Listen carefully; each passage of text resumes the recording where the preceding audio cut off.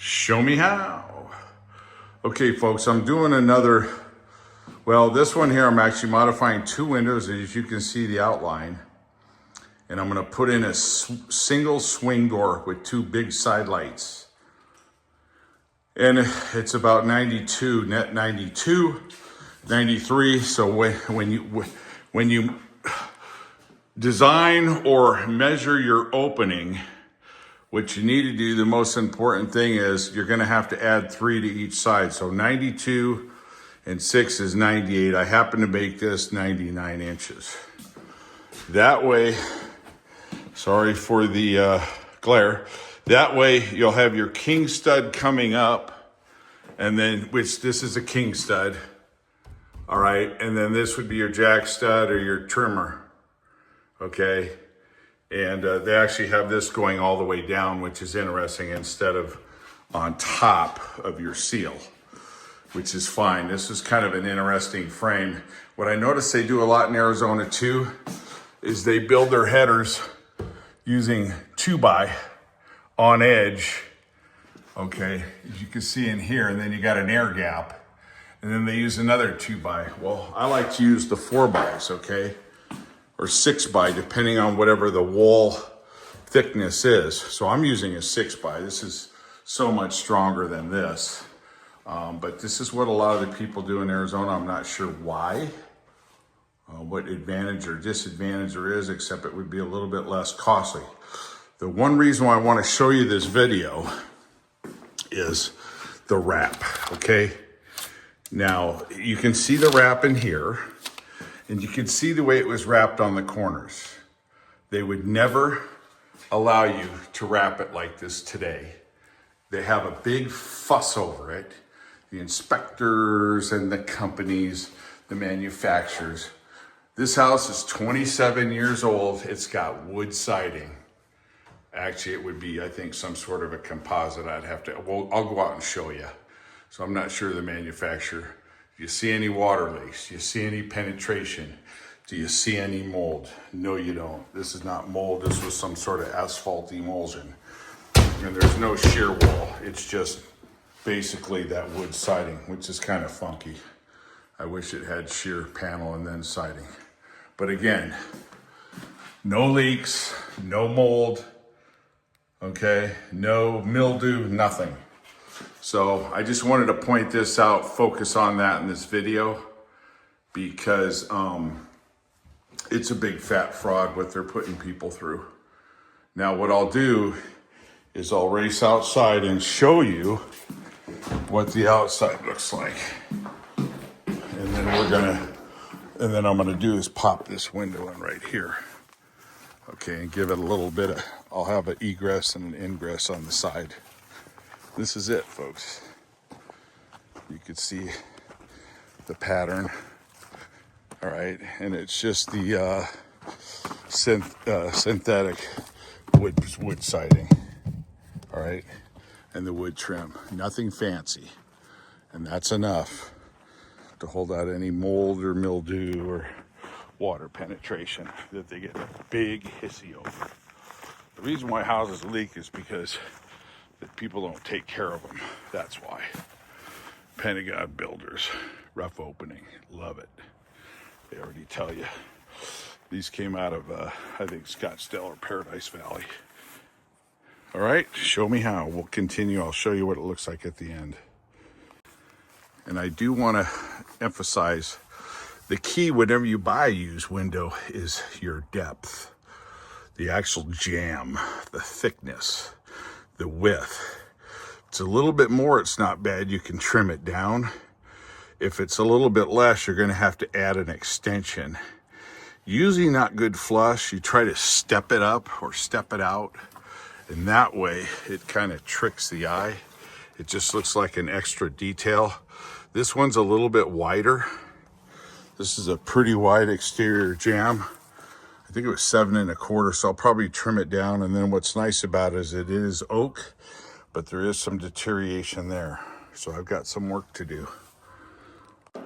All right, so folks, I wasn't gonna go through this in depth, but here's the opening for the door that I mostly put emphasis on waterproofing. This was the old siding paper, okay?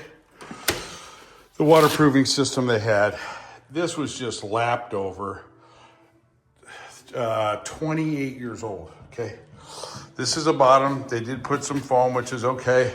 I'm rolling this over. I'm gonna roll this up before I put the door in, and I'm putting on this flashing. But the moral to the story is, it's so bone dry, folks. All right, so I've got my header, 6 by 10, 8-footer. It's an 8-foot opening, so 10 inches is plenty. And again, in Arizona, they'll double up 2x on edge, which these 2x12s on edge. I'm pretty sure they were 2x12s. Might have been 2x10s. Let's see. Yeah, they're 2x12s on edge, and then you have an air pocket. As you can see, though, I've got the Kings up, and it's kind of nice. So I've got some stuff to tie into midpoint, and I'll show you this when this gets done. But the moral of the story is, a lot of this waterproofing is overkill, to say the least. And unless you're back east and you're in 8 feet of water, it's just overkill. Such a semi-arid climate in the west. It's just a big con job. All right, show me how. Stay with me. As far as sealing, I'm using basically roofing, drip edge, fold the edges. You can see I'm tucking it behind. I'll run some tape off of here. I'm not going to worry about the actual roof lap scenario, and then I will caulk underneath here before I set this. I'll show you that. Okay, folks, so this is what it looks like. I put caulking under here, did my 90-degree. That's going to be beautiful along the bottom there. Caulked underneath it, used silicone. You can see some of it right here. Ran up the sides a little bit. Did some overlapping here. Overlapping here. So we should be good to go. All right, I'll throw the window in. Again, I wasn't going to do this, but I was just going to show you the overkill on the waterproofing system. Easy on the butt crack.